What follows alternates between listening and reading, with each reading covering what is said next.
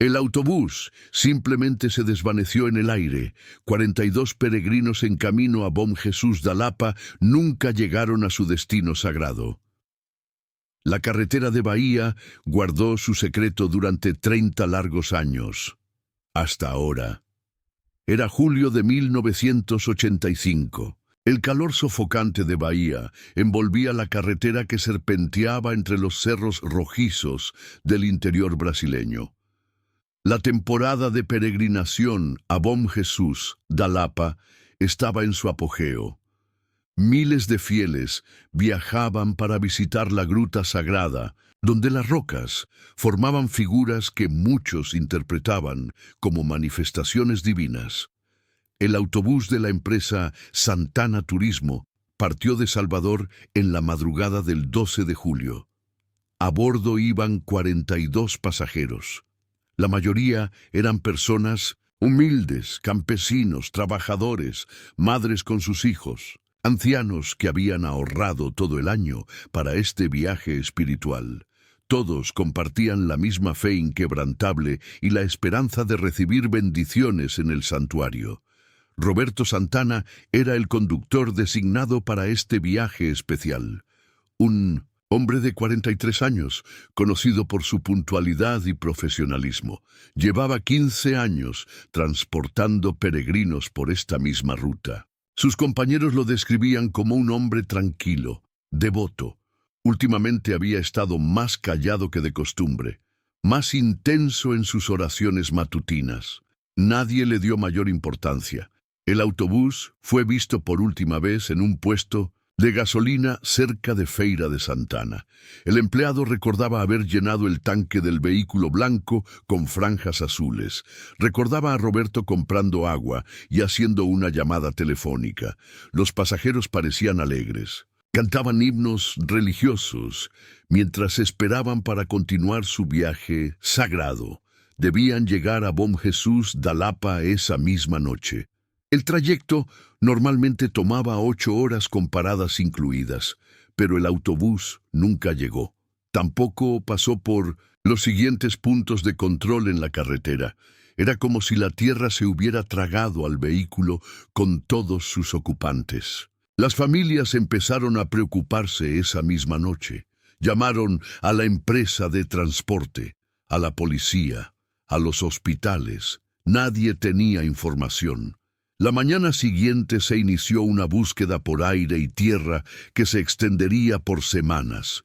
Helicópteros sobrevolaron la región. Equipos con perros rastreadores peinaron cada kilómetro de la carretera y los alrededores. La Policía Federal se unió a la operación. El caso captó la atención nacional. Se consideraron todas las posibilidades. Un accidente en alguna zona remota, un secuestro masivo, hasta una fuga deliberada. La investigación reveló que Roberto Santana había retirado todos sus ahorros del banco 3 días antes del viaje. Este detalle alimentó las sospechas de un plan premeditado, pero no se encontró ninguna evidencia concreta. La carretera de Bahía era conocida por sus tramos peligrosos, curvas pronunciadas, precipicios sin barreras de protección, zonas donde las comunicaciones fallaban completamente. Muchos accidentes habían ocurrido en esta ruta a lo largo de los años, pero siempre se encontraban los restos. Siempre quedaba alguna evidencia. Las semanas se convirtieron en meses, los meses en años. Gradualmente la intensidad de la búsqueda disminuyó. El caso permaneció abierto pero inactivo. Se convirtió en uno de los grandes misterios sin resolver de Brasil. Ocasionalmente aparecían especiales de televisión sobre el caso, teorías conspirativas, rumores de avistamientos, nada sustancial. Para las familias de los desaparecidos, la vida se convirtió en un limbo de espera interminable, sin cuerpos que enterrar, sin certeza de muerte o vida. Solo la dolorosa ausencia y la esperanza tenue que se negaba a morir por completo. Los años pasaron inexorablemente. La tragedia del autobús de los peregrinos gradualmente se convirtió en una leyenda local. Los niños de la región crecían, escuchando historias sobre el autobús fantasma que aparecía en las noches de niebla. Los conductores hacían la señal de la cruz al pasar por ciertos tramos de la carretera. En Salvador se erigió un pequeño monumento en memoria de los desaparecidos. Cada 12 de julio, las familias se reunían allí para una misa conmemorativa. Con el paso del tiempo, el grupo se fue haciendo más pequeño. Algunos murieron sin respuestas, otros se mudaron lejos, intentando escapar de los recuerdos. Solo los más persistentes continuaban exigiendo justicia y respuestas. María Concepción Oliveira nunca dejó de buscar a su hermana Teresa y sus 2 sobrinos que iban en aquel autobús. Cada año visitaba la estación de policía para preguntar por novedades. Cada año recibía la misma respuesta. No había nada nuevo que reportar. María guardaba las fotos de su hermana en un altar improvisado en su casa. Les hablaba como si pudieran escucharla. Les contaba sobre los cambios en el mundo que se habían perdido. Lo que nadie sabía era que a solo 7 kilómetros de la carretera principal, en una región escarpada y de difícil acceso, existía un secreto oculto entre la densa vegetación. Un secreto que había permanecido intacto durante 30 años. Un secreto que estaba a punto de ser descubierto. Mientras tanto, en un lugar no muy lejano de la carretera, ocurría algo extraordinario. Algo que desafiaba toda lógica y expectativa. Los pasajeros del autobús desaparecido no habían muerto en un accidente como muchos suponían. Su destino había sido mucho más extraño, mucho más perturbador. Roberto Santana, el conductor, había experimentado lo que él describió como una revelación divina mientras conducía aquel día de julio. Las voces le hablaron. Le dijeron que el fin del mundo era inminente, que él había sido elegido para salvar a un grupo de fieles, que debía llevarlos a la Nueva Jerusalén, un lugar de refugio donde esperarían la segunda venida. En un estado de delirio místico, Roberto desvió el autobús por un camino secundario apenas visible. Los pasajeros protestaron al principio. Preguntaron qué estaba haciendo. Él les explicó su visión, con tal convicción, que algunos empezaron a creerle. Otros intentaron detenerlo. Hubo forcejeos, gritos. Finalmente, el miedo y la confusión se impusieron. Roberto condujo el autobús por terrenos cada vez más difíciles. Atravesó matorrales, subió pendientes imposibles. El vehículo sufrió daños considerables, pero continuó avanzando. Finalmente, llegaron a un área remota donde un acantilado ocultaba la entrada a un sistema de cuevas. Roberto declaró que habían llegado al lugar elegido por Dios. Los primeros días fueron caóticos. Algunos pasajeros intentaron escapar. Fueron capturados y castigados según las nuevas reglas que Roberto estableció basándose en sus visiones. Aisló el autobús. Lo cubrió con ramas y vegetación. Borró las huellas del camino. Se aseguró de que nadie pudiera encontrarlos. Dentro de las cuevas, Roberto estableció un nuevo orden. Se autoproclamó profeta. Dividió a los pasajeros en categorías según su nivel de fe y obediencia. Los creyentes genuinos, los dudosos, los rebeldes. Cada grupo recibía trato diferente. Los más leales obtenían mejores raciones de comida, mejor espacio para dormir, mayor influencia en las decisiones diarias. Roberto utilizaba las enseñanzas bíblicas mezcladas con sus propias interpretaciones para justificar su autoridad. Hablaba de los elegidos, del sacrificio necesario, de la purificación antes del nuevo amanecer. Su carisma era poderoso, su convicción inquebrantable. Gradualmente, muchos de los pasajeros empezaron a creer en su visión. El miedo inicial se transformó en aceptación, luego en devoción. Con el paso de los años, la comunidad santa, como Roberto la llamó, desarrolló sus propias costumbres y estructura social. Crearon un sistema de agricultura subterránea utilizando las pocas semillas que tenían de sus provisiones iniciales.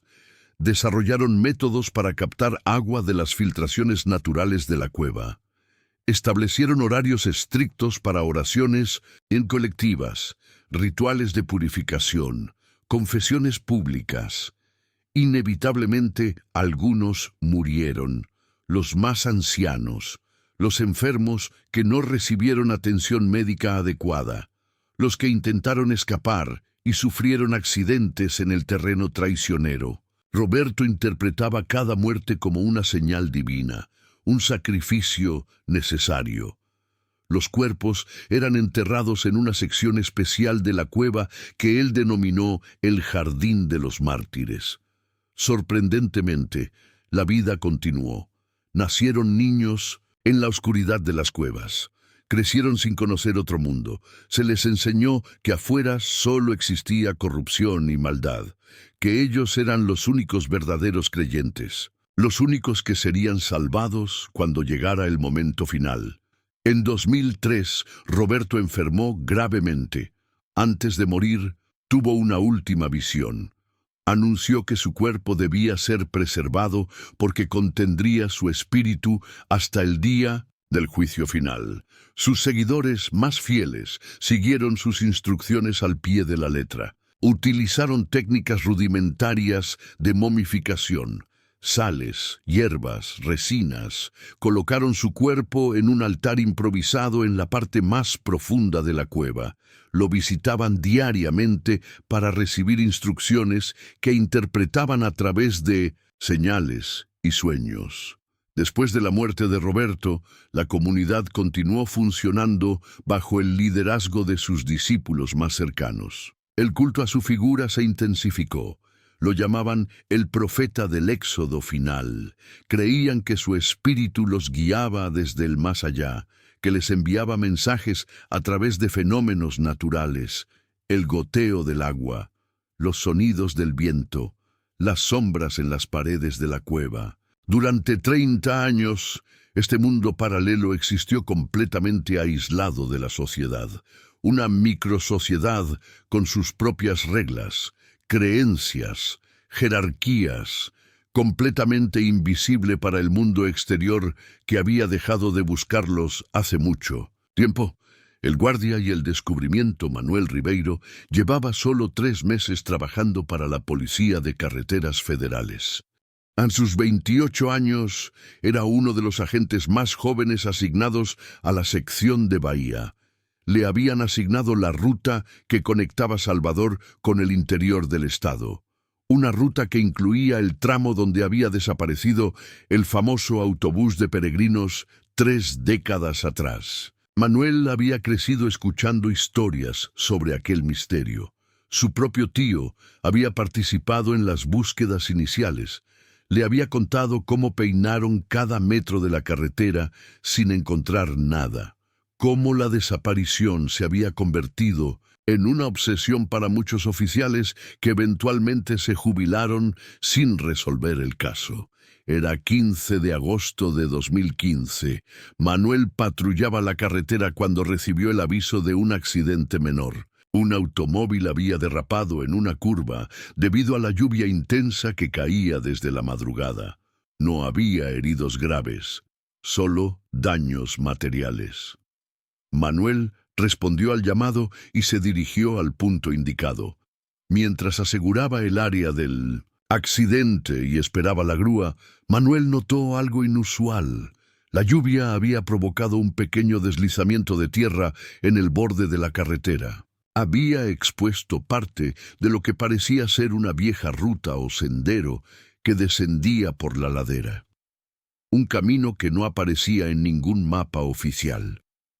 Por curiosidad profesional, Manuel decidió investigar una vez que terminó con el procedimiento del accidente. Se adentró unos metros por el sendero recién expuesto. La vegetación era densa, pero mostraba signos de haber sido atravesada muchos años atrás. Ramas rotas que habían vuelto a crecer, marcas de neumáticos en algunas rocas planas, detalles que solo un ojo entrenado podría detectar. Manuel avanzó con cautela. La lluvia había amainado, pero el terreno estaba resbaladizo. Después de caminar aproximadamente 15 minutos, llegó a un pequeño claro. Lo que vio allí le cortó la respiración, parcialmente cubierto por la vegetación, oxidado, deformado por el tiempo y los elementos. Pero inconfundible, un autobús blanco con franjas azules apenas visibles bajo el musgo y la corrosión. Manuel se acercó lentamente. Su corazón latía con fuerza. Sabía exactamente lo que estaba viendo, pero su mente se resistía a aceptarlo. 30 años de misterio estaban ante sus ojos. Sacó su teléfono para llamar a la central, pero no había señal en aquel lugar remoto. Decidió documentar todo lo posible con la cámara de su dispositivo. El autobús estaba en sorprendente buen estado considerando el tiempo transcurrido. La vegetación lo había protegido parcialmente de los elementos. Manuel intentó abrir la puerta principal. Estaba atascada por el óxido. Utilizó su linterna para mirar por las ventanas cubiertas de suciedad. El interior estaba vacío. No había restos humanos. No había maletas. Solo asientos deteriorados y algunas prendas de ropa esparcidas. Manuel notó algo más perturbador. Había señales de que el autobús había sido habitado durante algún tiempo. Encontró objetos improvisados, utensilios rudimentarios, inscripciones religiosas talladas en los asientos, símbolos que no reconocía, referencias bíblicas mezcladas con mensajes crípticos. Mientras inspeccionaba los alrededores del vehículo, Manuel descubrió algo aún más impactante. Un sendero apenas visible que conducía más allá del claro, hacia lo que parecía ser la entrada de una cueva parcialmente oculta por la vegetación. Había señales de actividad humana reciente, huellas en el barro húmedo, ramas rotas. Un patrón de desgaste en las rocas que solo podía ser causado por el paso frecuente de personas.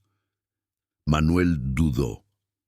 Su entrenamiento le decía que debía regresar y reportar su descubrimiento. Esperar refuerzos. No comprometer la escena. Pero su curiosidad era más fuerte. 30 años de preguntas sin respuesta podrían resolverse a pocos metros de donde estaba parado. Decidió echar un vistazo rápido a la entrada de la cueva antes de volver. Se acercó con cautela. La entrada era estrecha, pero definitivamente había sido ampliada por manos humanas. Había marcas de herramientas en la piedra, piedras apiladas, formando una especie de umbral rudimentario.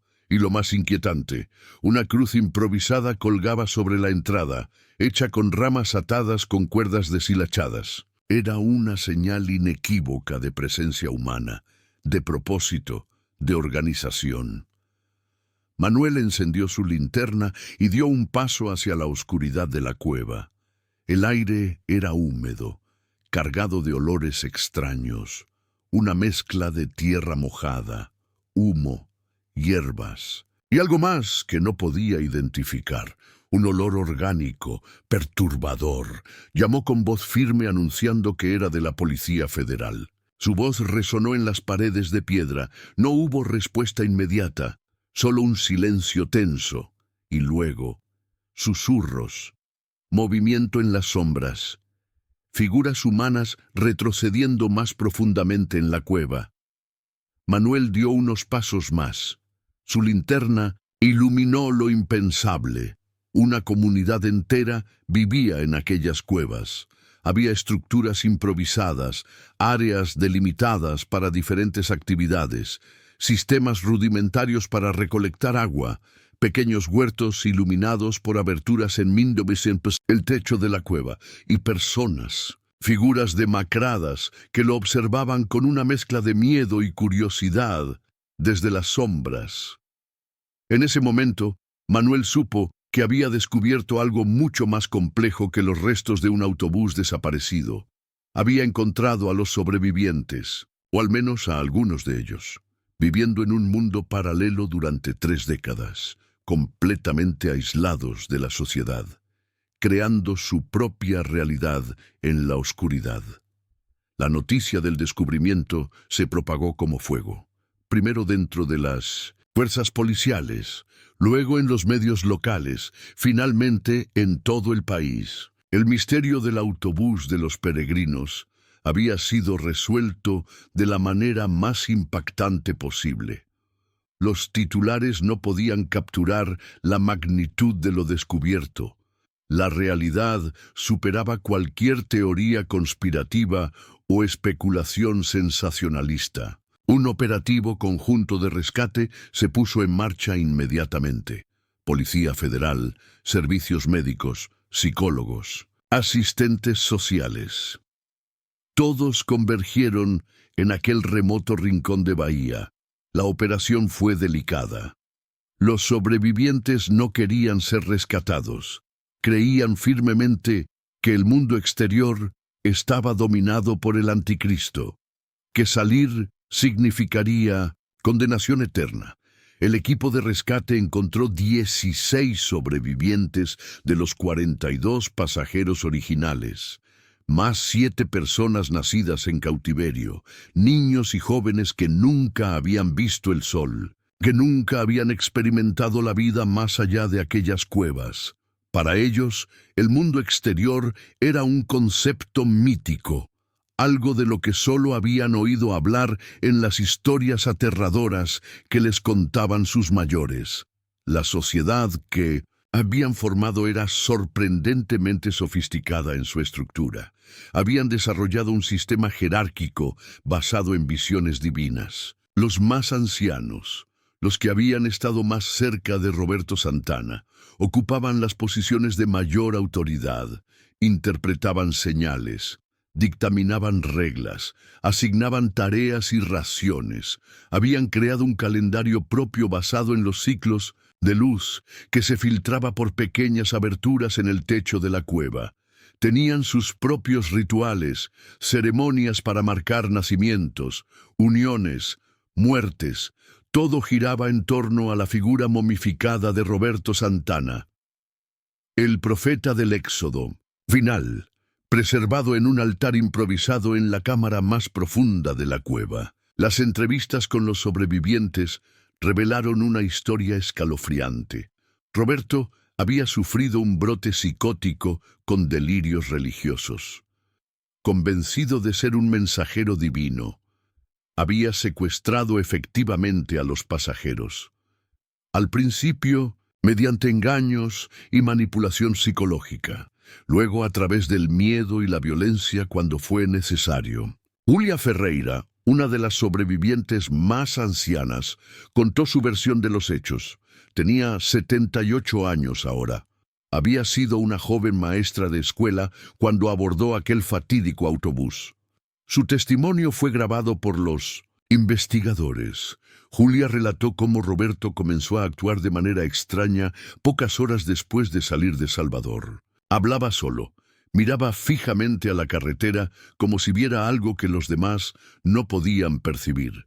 En un momento detuvo el autobús y anunció que había recibido un mensaje divino, que debían cambiar de ruta, que el fin del mundo era inminente. Algunos pasajeros protestaron, otros estaban confundidos. La mayoría simplemente esperaba que aquello pasara, que Roberto recuperara la compostura. Cuando desvió el autobús por un camino secundario, la alarma creció. 2 hombres intentaron detenerlo. Hubo un forcejeo. Roberto sacó un cuchillo que llevaba escondido. Hirió a uno de ellos, no de gravedad, pero lo suficiente para aterrorizar a todos los demás. Fue entonces cuando el miedo se apoderó del grupo. Roberto conducía cada vez más adentro en territorio desconocido. Hablaba incesantemente sobre la salvación, sobre ser los elegidos, sobre la nueva Jerusalén que Dios le había mostrado en visiones. Su discurso era persuasivo en su locura, Mezclaba pasajes bíblicos reales con sus propias interpretaciones delirantes. Cuando finalmente llegaron a la zona del acantilado y las cuevas, Roberto declaró que habían llegado al refugio divino, que debían prepararse para vivir allí hasta la segunda venida. Organizó grupos para descargar las provisiones del autobús, para explorar las cuevas, para establecer un campamento inicial. Algunos intentaron escapar durante la noche. 3 jóvenes se perdieron en la oscuridad del terreno desconocido. Uno de ellos regresó horas después, herido, aterrorizado. Contó que sus compañeros habían caído por un precipicio en la oscuridad. Sus cuerpos nunca fueron recuperados. Este incidente reforzó el control de Roberto.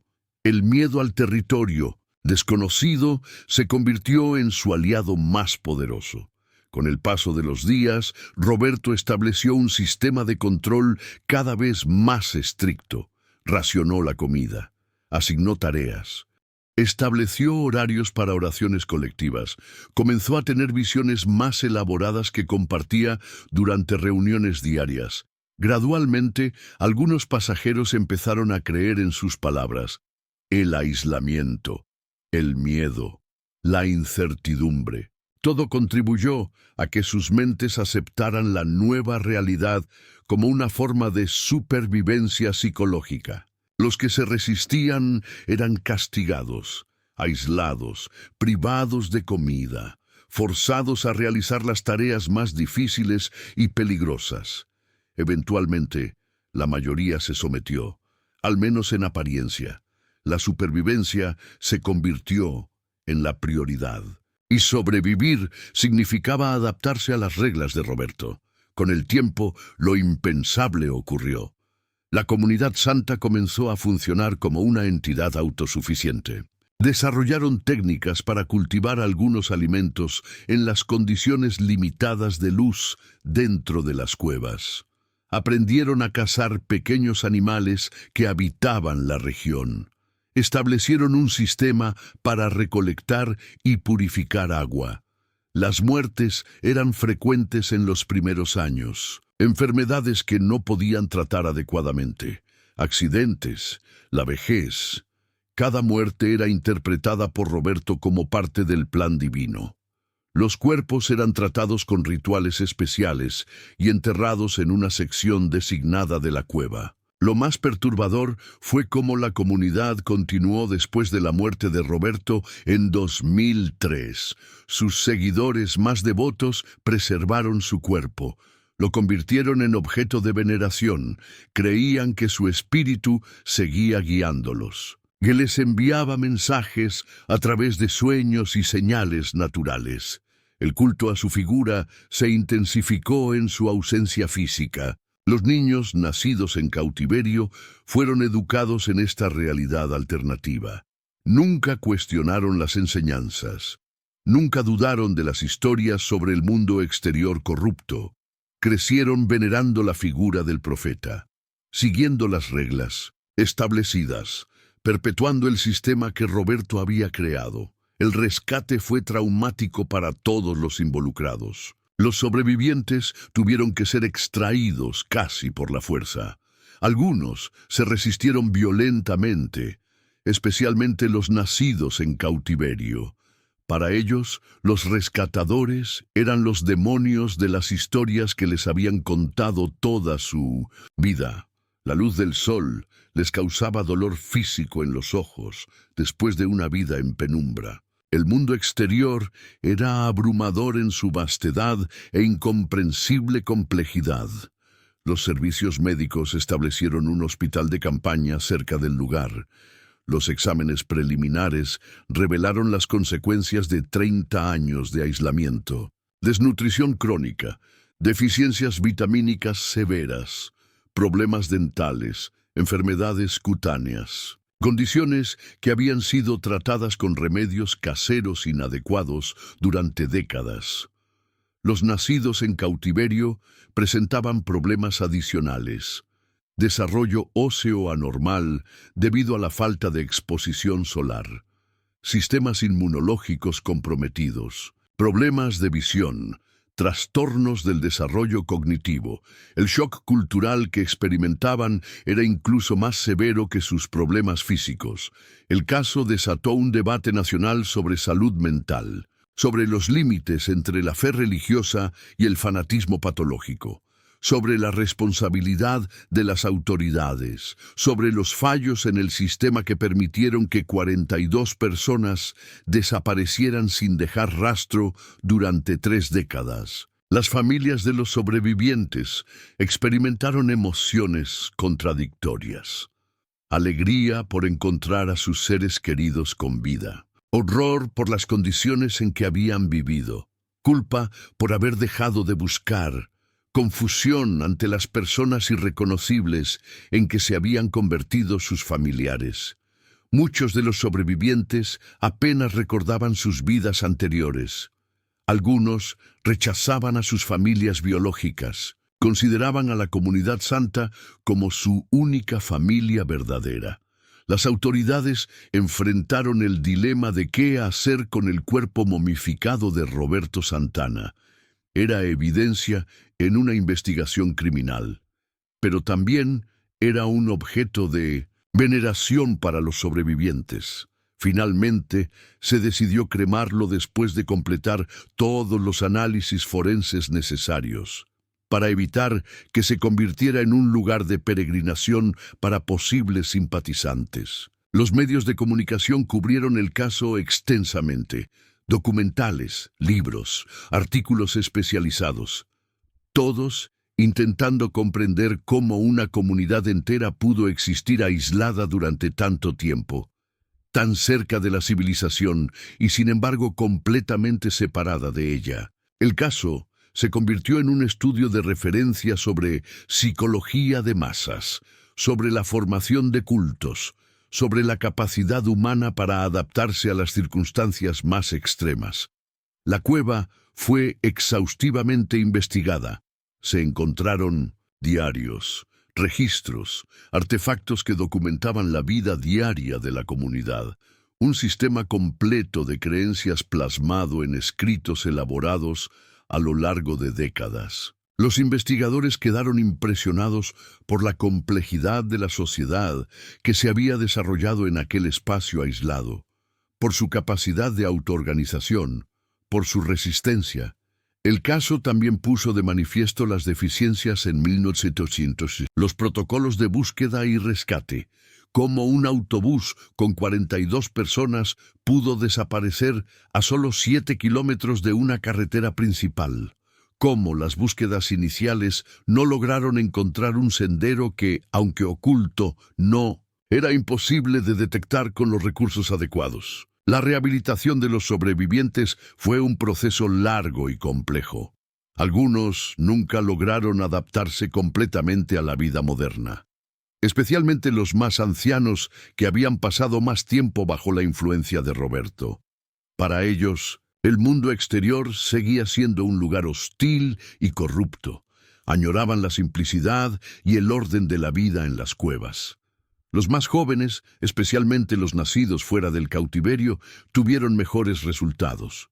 Con terapia intensiva y apoyo constante, gradualmente aprendieron a funcionar en la sociedad, a utilizar tecnología, a comprender conceptos básicos como el dinero, los medios de transporte, las relaciones sociales normales. Para ellos, cada día traía descubrimientos asombrosos, cosas que los demás daban por sentado. 5 años después del descubrimiento, la historia del autobús de los peregrinos ya no ocupaba las primeras planas. La atención mediática se había desplazado hacia otras tragedias, otros misterios. El mundo siguió girando como siempre lo había hecho, pero para los sobrevivientes y sus familias, nada volvería a ser igual. Julia Ferreira, la antigua maestra de escuela, ahora vivía con su sobrina en Salvador. A sus 83 años había escrito sus memorias, un testimonio crudo y honesto sobre los 30 años en la comunidad santa, sobre la transformación gradual de víctimas a creyentes, sobre la dualidad de sentirse simultáneamente prisionera y parte de algo trascendente. Su libro se convirtió en un éxito inesperado, un documento histórico sobre la naturaleza humana en condiciones extremas. Los niños nacidos en cautiverio tuvieron trayectorias diversas. Algunos lograron integrarse sorprendentemente bien. Completaron estudios, formaron familias, encontraron trabajos. Otros nunca superaron completamente el trauma. Vivían en una especie de limbo, incapaces de conectar verdaderamente con un mundo que les resultaba fundamentalmente ajeno. El lugar donde estuvo la Comunidad Santa fue declarado sitio histórico, protegido para investigación académica. Las cuevas fueron mapeadas en su totalidad. Los arqueólogos quedaron asombrados por la sofisticación de los sistemas desarrollados por la comunidad. Canales tallados en la piedra para dirigir el agua de lluvia hacia depósitos centrales. Terrazas para maximizar el espacio de cultivo con la limitada luz disponible. Un sistema complejo de ventilación natural que mantenía el aire respirable, incluso en las cámaras más profundas. Manuel Ribeiro, el guardia que realizó el descubrimiento inicial, recibió reconocimientos por su intuición y valor. Fue promovido dentro de la Policía Federal. Sin embargo, en entrevistas posteriores, confesó que el caso lo había cambiado profundamente, que las imágenes de aquellas personas emergiendo a la luz del sol después de décadas en la oscuridad lo perseguían en sus sueños, que se preguntaba constantemente cuántos otros misterios permanecían ocultos a simple vista. La historia de la Comunidad Santa generó un renovado interés en otros casos de desapariciones nunca resueltas.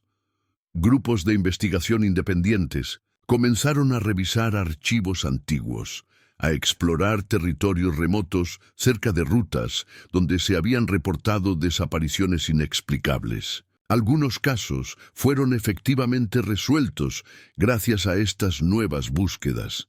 Otros permanecieron en el misterio. Lo más impactante del caso fue el testimonio de los sobrevivientes sobre cómo la línea entre víctima y participante se había difuminado con el tiempo, cómo el aislamiento prolongado había alterado su percepción de la realidad, cómo incluso aquellos que inicialmente se resistieron a Roberto Santana eventualmente internalizaron sus enseñanzas, no por convicción, sino como mecanismo de supervivencia psicológica. Ana Cristina Suárez era una de las nacidas en cautiverio. Tenía 21 años cuando fue rescatada. Su adaptación al mundo exterior fue documentada extensamente por psicólogos y sociólogos. En una entrevista reveladora, Ana describió cómo fue para ella ver el cielo por primera vez, sentir la lluvia directamente sobre su piel, escuchar el ruido de una ciudad, experimentar la libertad de movimiento. Ana había crecido creyendo que el mundo exterior estaba habitado por demonios, que salir de la cueva significaría muerte instantánea, que solo dentro de la Comunidad Santa existía verdadera vida. Su primer contacto con la realidad fue traumático, aterrador. Los sonidos, las luces, los olores. Todo era abrumador para sus sentidos no acostumbrados a tal estimulación. Lo más difícil para Ana fue comprender que toda su vida había estado basada en una mentira, que Roberto Santana no era un profeta, sino un hombre mentalmente perturbado, que el fin del mundo no había ocurrido, que existía una vida vibrante y compleja más allá de las paredes de piedra que habían sido todo su universo. Con terapia intensiva y el apoyo constante de profesionales dedicados, Ana gradualmente comenzó a reconstruir su identidad. Aprendió a leer y escribir formalmente. Estudió historia para entender el mundo del que había sido privada.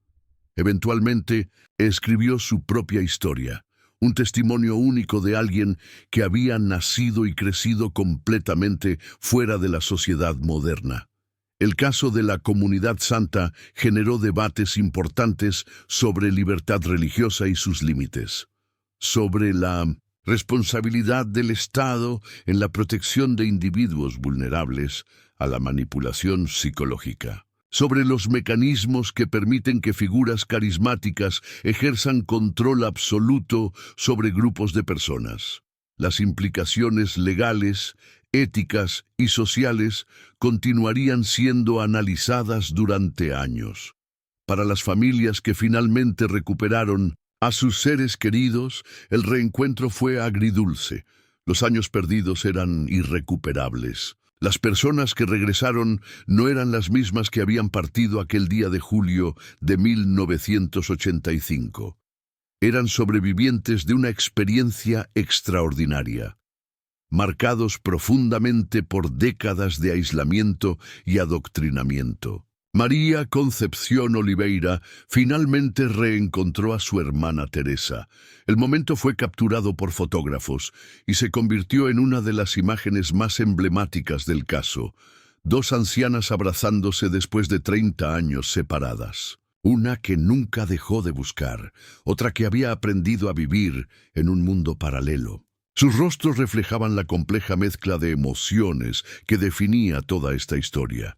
Alegría, dolor, incredulidad, resignación. Teresa nunca se adaptó completamente a la vida fuera de la comunidad. Pasaba horas mirando por la ventana, hablando, en voz baja, con interlocutores invisibles, realizando rituales que había practicado durante décadas. Para ella, el mundo exterior era demasiado caótico, demasiado ruidoso, demasiado libre. Extrañaba la estructura rígida de la vida en las cuevas, la simplicidad de una existencia dictada por reglas claras y propósitos definidos. Uno de los aspectos más perturbadores del caso fue la revelación de que algunos miembros de la comunidad habían tenido oportunidades de escapar a lo largo de los años. Expediciones de recolección que los llevaban cerca de áreas habitadas. Encuentros ocasionales con cazadores o excursionistas que nunca reportaron lo que vieron. O quizás lo reportaron, pero no fueron tomados en serio. La pregunta persistía. ¿Por qué no escaparon cuando tuvieron la oportunidad? La respuesta era compleja. Miedo a lo desconocido, desconfianza hacia el mundo exterior, el síndrome de Estocolmo a escala comunitaria y quizás lo más inquietante, la posibilidad de que algunos realmente creyeran que habían encontrado su lugar en el mundo, que la comunidad santa con todas sus limitaciones y horrores era donde pertenecían. Las investigaciones psicológicas posteriores arrojaron luz sobre los mecanismos de control empleados por Roberto Santana. Cómo había utilizado técnicas clásicas de manipulación, aislamiento, control de información, creación de una realidad alternativa, establecimiento de un sistema de recompensas y castigos, inducción de culpa y vergüenza, promoción de dependencia emocional absoluta. Lo más sorprendente fue cómo estas técnicas continuaron funcionando incluso después de su muerte.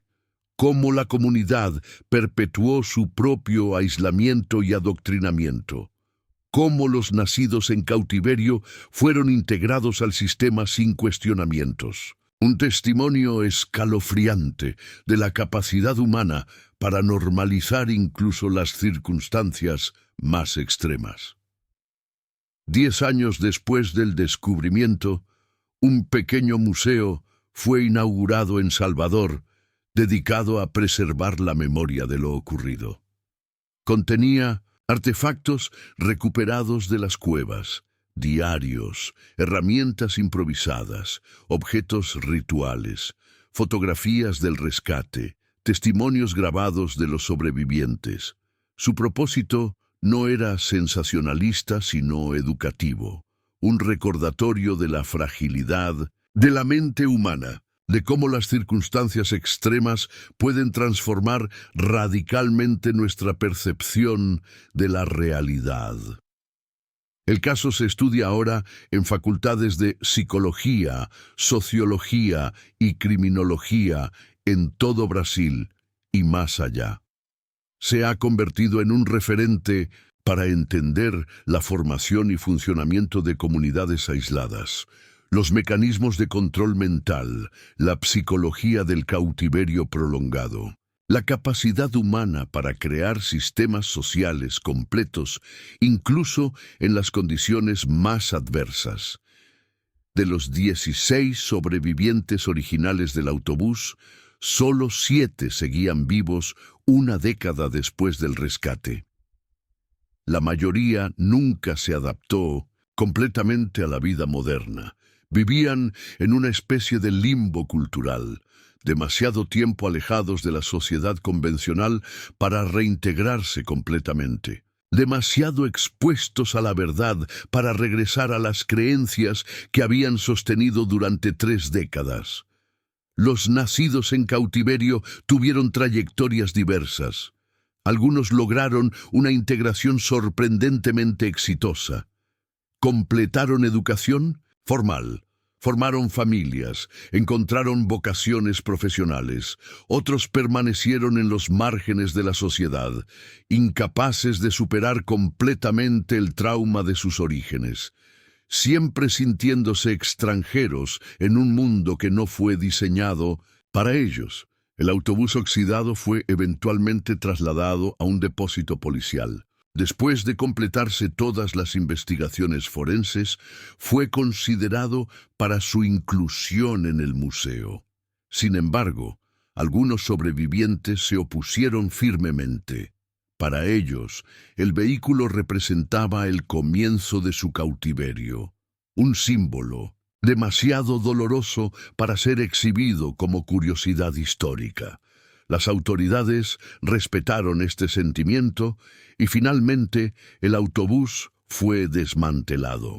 La cueva que albergó a la comunidad santa durante 30 años fue sellada después de completarse todos los estudios científicos. Existía el temor de que pudiera convertirse en un lugar de peregrinación para personas fascinadas por lo ocurrido. O peor aún, en inspiración para otros individuos con tendencias mesiánicas. Solo quedó una pequeña placa conmemorativa cerca de la carretera, un recordatorio discreto de la tragedia que se desarrolló en aquel lugar remoto. Julia Ferreira, una de las sobrevivientes más articuladas, dedicó sus últimos años a hablar públicamente sobre su experiencia. Visitaba escuelas, universidades, conferencias sobre salud mental. Su mensaje era claro: cualquiera puede ser vulnerable a la manipulación bajo las circunstancias adecuadas. La línea entre víctima y participante es más tenue de lo que nos gustaría creer. Y lo más importante, incluso las mentes más fuertes pueden quebrarse cuando son aisladas del mundo y expuestas constantemente a una única versión distorsionada de la realidad. El caso también generó reformas en los protocolos de búsqueda de personas desaparecidas en Brasil. Se implementaron nuevas tecnologías, mejores sistemas de coordinación entre diferentes agencias, mayor persistencia en casos sin resolver, revisiones periódicas de expedientes antiguos. La tragedia del autobús de los peregrinos se convirtió en un caso de estudio obligatorio para oficiales de policía en formación. Una de las consecuencias más inesperadas fue el surgimiento de pequeños grupos que idealizaban la vida en la comunidad santa, personas desencantadas con la sociedad moderna que romantizaban la existencia aislada y autosuficiente que llevaron los cautivos. Esta tendencia fue firmemente condenada por los sobrevivientes. Nadie que hubiera experimentado realmente aquellas condiciones podría glorificarlas. La realidad había sido hambre, enfermedad, miedo constante, control absoluto.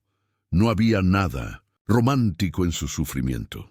Para las generaciones más jóvenes, la historia gradualmente se transformó en una leyenda urbana. Un relato escalofriante que los padres contaban a sus hijos, una advertencia sobre los peligros del fanatismo religioso, un recordatorio de que incluso en la era de la hiperconectividad es posible que existan mundos paralelos ocultos a simple vista, personas viviendo vidas completamente separadas de la sociedad convencional, historias no contadas esperando ser descubiertas. Los psicólogos que trabajaron con los sobrevivientes identificaron un fenómeno particular. Muchos experimentaban una forma específica de nostalgia por su vida en las cuevas. No añoraban el sufrimiento ni la privación.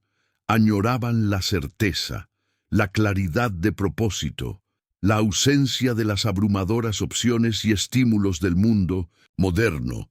Esta reacción fue denominada síndrome de añoranza regresiva. Un anhelo paradójico por la simplicidad de una existencia que fue impuesta mediante trauma y control. Quizás el aspecto más profundamente perturbador de toda la historia era lo que sugería sobre la naturaleza humana, sobre nuestra capacidad para normalizar incluso las circunstancias más extremas, sobre cómo la realidad es fundamentalmente maleable, moldeable según las narrativas dominantes que nos rodean, sobre cómo incluso las mentes más independientes pueden ser redirigidas cuando son aisladas y constantemente expuestas a una única visión del mundo. El caso de la comunidad santa dejó más preguntas que respuestas. Preguntas incómodas sobre libre albedrío, sobre los límites de la adaptación humana, sobre la fragilidad de lo que consideramos realidad objetiva. Preguntas que quizás nunca tengan respuestas satisfactorias, pero que deben ser consideradas por cualquier sociedad que valore la libertad individual y la dignidad humana. Para Manuel Ribeiro, el guardia que hizo el descubrimiento inicial, la experiencia definió el resto de su carrera. Se especializó en casos de personas desaparecidas. Desarrolló nuevas metodologías de búsqueda. Entrenó a otros oficiales para detectar patrones y anomalías que podrían pasar desapercibidas. Su lección principal: nunca dar por cerrado un caso solo porque el tiempo ha pasado. Nunca subestimar la posibilidad de lo impensable. Los últimos sobrevivientes de la comunidad santa continúan envejeciendo, llevando consigo memorias de una existencia que pocos pueden comprender realmente. Sus testimonios siguen siendo estudiados, analizados, un recordatorio permanente de que incluso en nuestra era de información instantánea y conectividad global, es posible que existan historias extraordinarias ocultas a plena vista, esperando ser descubiertas, esperando impactar nuestras percepciones sobre lo que creemos conocer acerca del mundo y de nosotros mismos.